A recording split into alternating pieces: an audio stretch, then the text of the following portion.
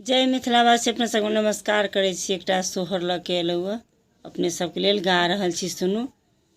आशा करै छी कि नीक लागत तऽ लाइक शेयर कर देबै। संगीता झा। जय मिथिला जय मैथिली। राम लखन चललन बंदबस,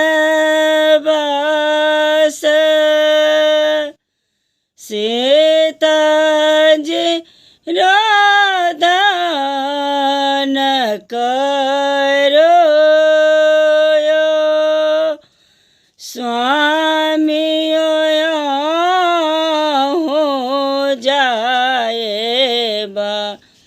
बंदबस, अकेले को न रहब यो स्वामी हो जाए बंदबस, अकेले को न रहब यो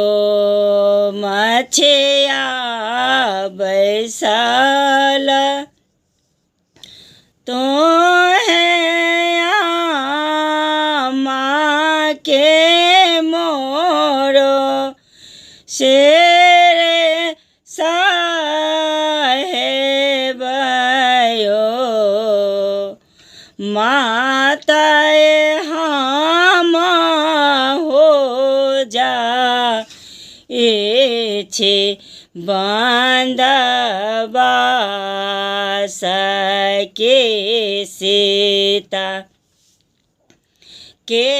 बुझाए बरे, माताए हम हो जाए छे बंदबस, के सीता के बुझाए रे, जौं से तारह तन कहल बेचे राख बेमहल बेचे रे, ललना रे आंगने में कुई यहाँ खानाए बसीता के नहाए बरे, ललना रे आंगने में कुई यहाँ खानाए बसीता के नहाए बरे, जौं से तारह तन कहल बेचे राखब हम महल बेचे रे, ललना रे आंगने में कोई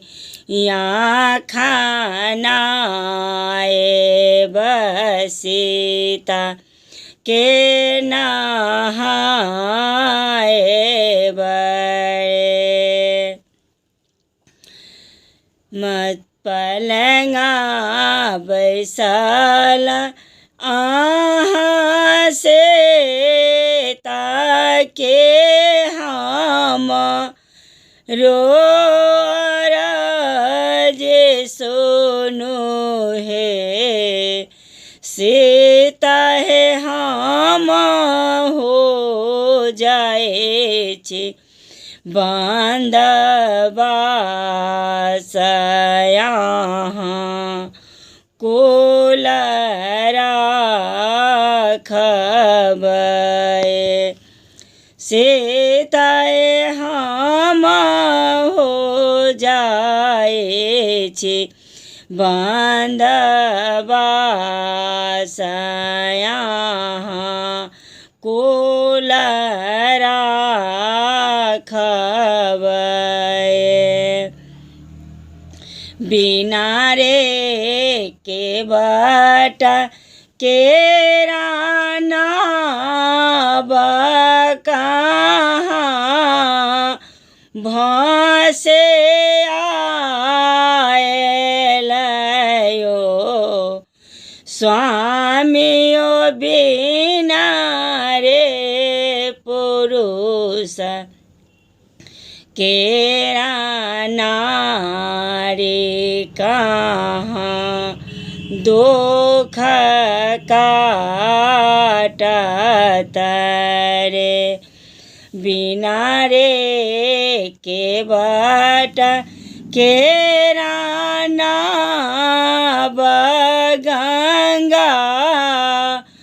दह भसे आयल रे स्वामियो बिना रे पुरुष केरा नारी नैहर दुख काटत रे ललना रे बिना रे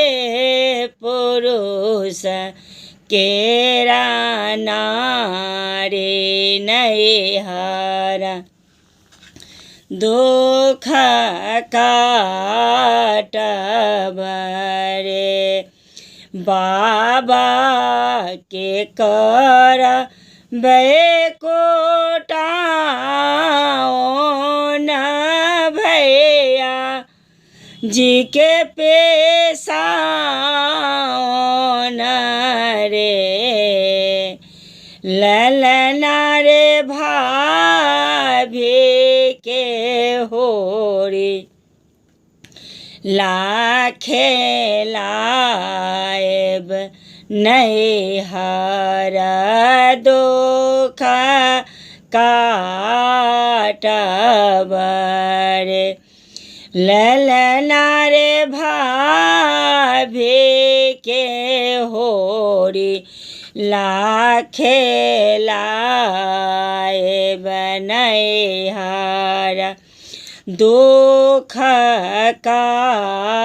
काटब रे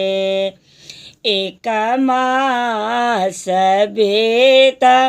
ले दोसर मास आओ रोते सर मास रे ललना रे तेसर मास नैहर लोग अगुतायल खाना सीता घर जयथिन रे ललना रे तेसर मास नैहर लोग अगुतायल खाना सीता घर जयथिन रे ससुर के कर बैकोटाओ न सासु जी के पेशाओ न रे ललना रे सासु जी के चरा ना दबाए बसासुर दुख काटब रे ललना रे सासो जे के चरण दबाए बसासुर दुख काटबरे ललना रे गोतनी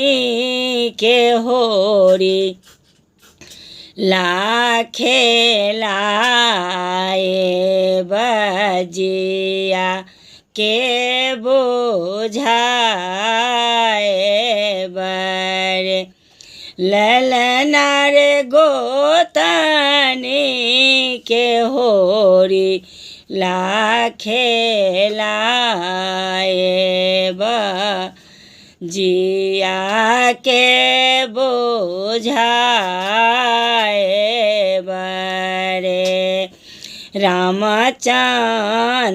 चला लन बंद बास के सेता जे रोदन करू रे रामचंद्र चला लन बंद बास के सेता जे रोदन करू स्वामी हो जाए बंदबा सयकेले